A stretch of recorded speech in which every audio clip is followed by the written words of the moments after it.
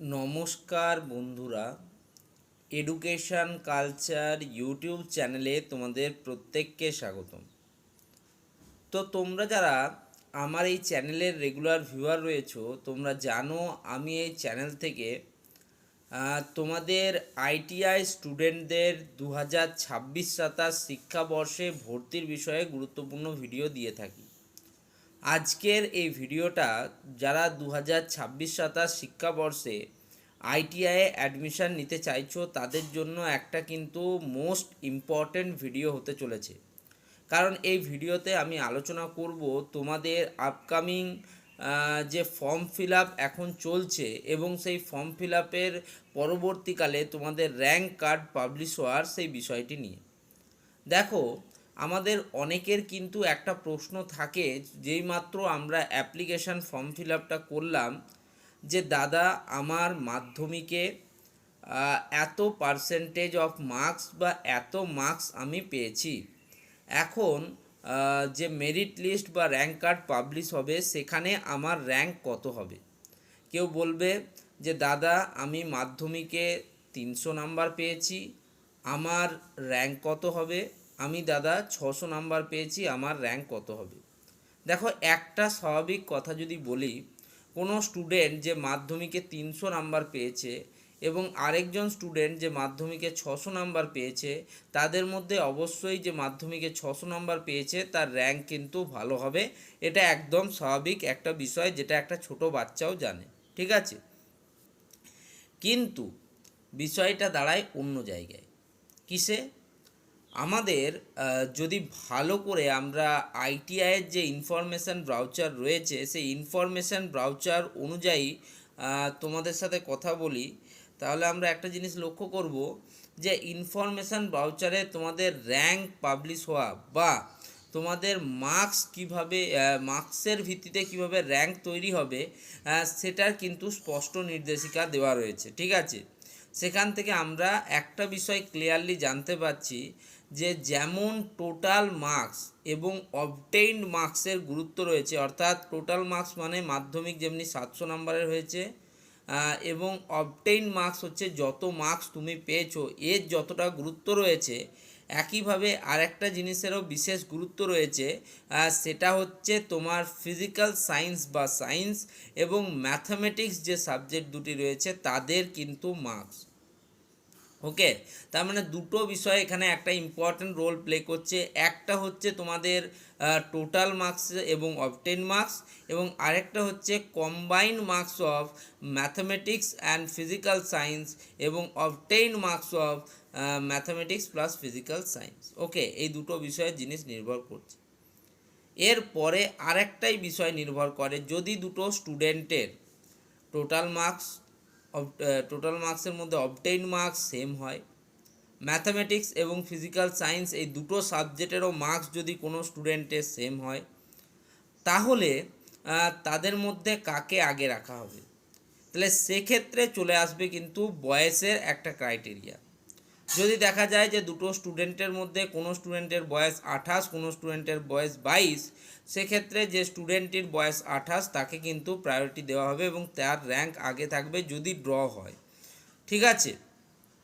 এবার দেখো, এটা কতটা ফেয়ার অ্যান্ড এনাফ এটা বোঝা কিন্তু একটু মুশকিল। কারণটা কি?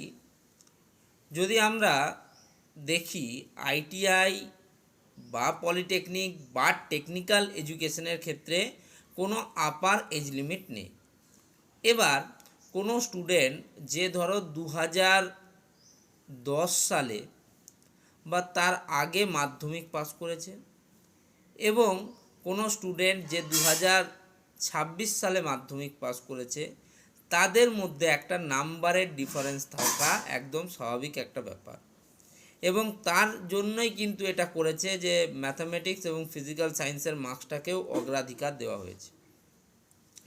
এরপরে বলবো তোমাদের প্রশ্নের উত্তর, যে দাদা আমি 300 নাম্বার পেয়েছি, আমি 400 নাম্বার পেয়েছি, আমি 500 নাম্বার পেয়েছি, আমি 600 নাম্বার পেয়েছি, এবার আমার র্যাঙ্ক কত হবে এটা একটু বলে দিন।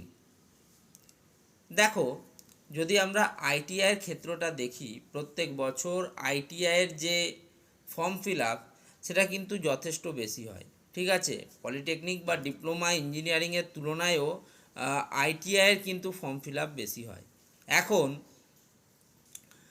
আইটিআইয়ের যেহেতু ফর্ম ফিল আপ বেশি হয়, অর্থাৎ অত্যাধিক সংখ্যক স্টুডেন্ট কিন্তু আইটিআইয়ের জন্য নিজেদের নাম রেজিস্ট্রেশন, নিজেদের অ্যাপ্লিকেশান ফর্ম ফিল আপ এই সমস্ত প্রক্রিয়া করে থাকে।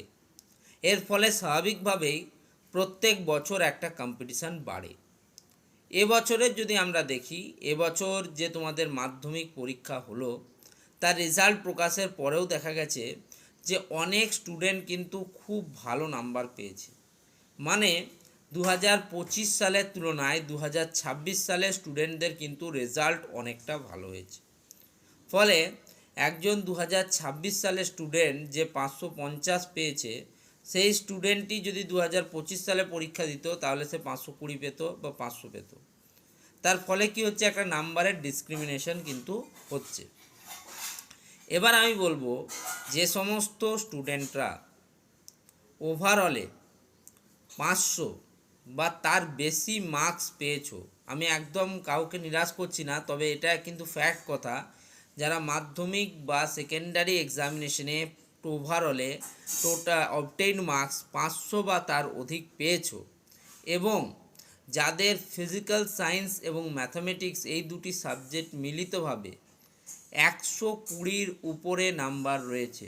কি বলছি ভালো করে বোঝো, ওভারঅল টোটাল 700 নাম্বারের পরীক্ষা হয়, তার মধ্যে 500-র বেশি, এবং তোমাদের ফিজিক্যাল সায়েন্স এবং ম্যাথামেটিক্স এই দুটো সাবজেক্টে তোমাদের ওভারঅলে যদি 200-র মধ্যে 120+ মার্কস তুমি স্কোর করো, সেক্ষেত্রে তোমরা একটা কিন্তু অত্যন্ত ভালো বা সেফ সাইডে রয়েছো। এইখান থেকে তোমাদের একটা ভালো র্যাঙ্ক হওয়া কিন্তু সম্ভব। মোটামুটিভাবে যদি তোমরা এরকম কোনো স্টুডেন্টের থাকে 500 নাম্বার হচ্ছে অবটেইন মার্কস, এবং এই দুটো মিলিয়ে 120 বা 120+, সেক্ষেত্রে তার র্যাঙ্ক কিন্তু 5000 থেকে 7000-এর মধ্যে আসার কিন্তু সম্ভাবনা রয়েছে। ঠিক আছে, এবং যদি বলি যে সমস্ত স্টুডেন্টরা 550 বা তার অধিক বা 580-র অধিক নাম্বার পেয়েছো, এবং ফিজিক্যাল সায়েন্স এবং ম্যাথামেটিক্স এই দুটো সাবজেক্ট মিলিয়ে যদি কারো মার্কস 150 অ্যাবাভ হয়, সেক্ষেত্রে তার র্যাঙ্ক খুবই ভালো হওয়ার একটা সম্ভাবনা রয়েছে। মেবি তার র্যাঙ্ক কিন্তু 1000-এর মধ্যেও আসতে পারে। তবে পুরোটাই নির্ভর করছে ফর্ম ফিল আপের উপর, কোন বছরে স্টুডেন্টরা বেশি ফর্ম ফিল আপ করেছে তার উপর। যদি 2026-এর স্টুডেন্টরা করে, সেক্ষেত্রে তোমাদের কাট অফ কিন্তু হাই যাবে এবং র্যাঙ্ক কিন্তু তোমাদের অনেক বেশি থাকবে যাদের একটু নাম্বার কম আছে। তবে যদি আগের বছরের স্টুডেন্টরা বেশি অ্যাপ্লাই করে, সেক্ষেত্রে কিন্তু তোমাদের প্রবাবিলিটি থাকছে। তো এটা মোটামুটি একটা একদমই রাফ এবং বেসিক ক্যালকুলেশান, আমি খাতায় কলমে ক্যালকুলেশন করে তোমাদেরকে বাকিটা দেখাবো। ভিডিওটা এখানেই শেষ করছি, ধন্যবাদ সকলকে।